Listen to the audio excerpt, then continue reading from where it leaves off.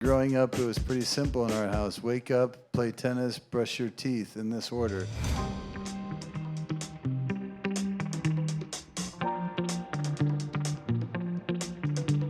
Tell us a little bit about your first feelings when you embraced success, your first Grand Slam win.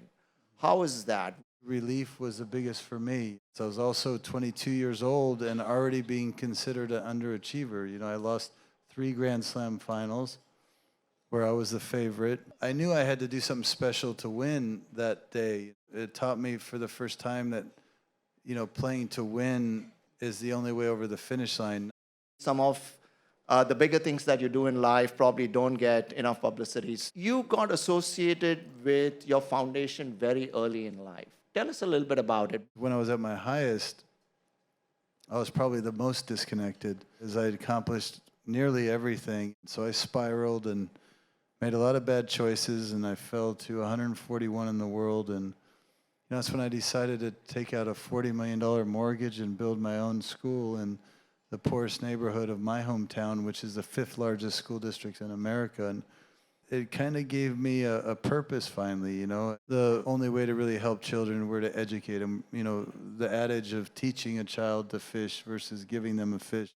But I watched their lives change. However you define success, I had more of it after being motivated by love rather than fear. It led to me back to the top. It led to me meeting my wife and my children. In most households, having one champion, I think, is good enough. I think having 2 champions in the same household, how do you deal with that?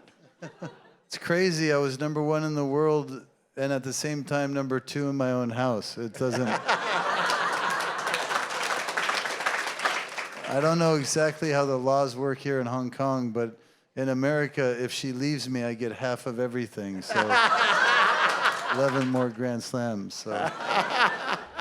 There are lots of similarities between sports and business. As we get senior, we forget the virtues of being coached.